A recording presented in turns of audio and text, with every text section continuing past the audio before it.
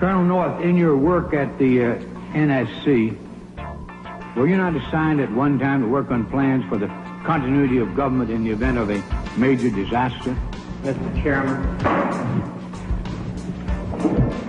I believe that question touches upon a highly sensitive and classified area, so may I request that you not touch upon that, sir. One of the programs that got exposed during Iran-Contra was Rex 84. And Congressman Jack Brooks, in those hearings, brought up the fact that in reality, FEMA was a cover for a huge continuity of government program in case the American people ever rebelled, and that was the architecture or the blueprint for the illegitimate shadow government to fully take over the functions of the entire federal government, suspend the Constitution, suspend the Bill of Rights, and arrest whoever they wanted to. And FEMA was going to control the camps that the people were going to be put into. And FEMA would be the main governmental institution with different directors over every agency. And now when you watch FEMA on television, it's always a colonel or a general or an admiral in uniform who's over the different departments.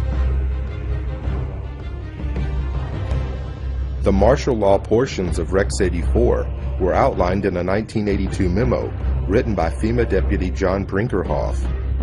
Martial law was to be declared in the event of a national crisis, yet the plan did not define the term national crisis. The plan allowed FEMA to take control of both federal and state governments, appointing military commanders to replace duly elected officials. The plan also called for the rounding up of at least 21 million American Negroes for delivery to numerous military bases converted into prison centers, also known as FEMA relocation camps. Why? Because at that time, African Americans were classified as one of the largest threats to the continuity of the federal government.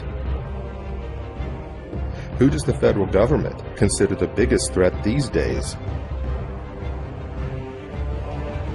The convergence of globalization and technology has created a new brand of terrorism. There were persons who, for whatever reason, came to view their home country as the enemy.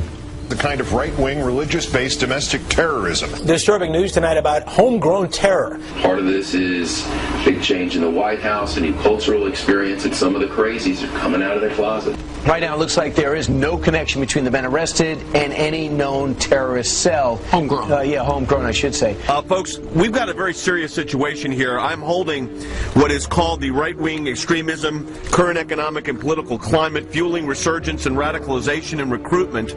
And in it, we talked about the fact that they define pro-lifers as domestic terrorists. They put this in a Department of Homeland Security document, this official assessment, now saying pro-lifers, people that believe in end-time prophecies, people that are opposed to the administration's position on immigration, those of us that are standing up for the sanctity of life and for the sanctity of marriage, all of those are now potential, and this is what they're saying, domestic terrorists. It's a terrorist next door that could be our bigger threat. They call people who believe in the sanctity of life, who believe in owning firearms, who believe in serving their country in the military and coming back, who are very concerned about the policies that this nation is embarking on, spending too much money, taxing too much. It's all listed right here.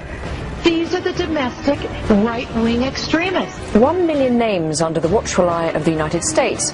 America's so-called terrorist watch list has hit the record number, according to one of the country's most prominent civil liberties groups. That's a lot of people to keep track of. They're adding new people all the time. It's a secret list that you don't know really quite how one gets on, and you don't know how you get off.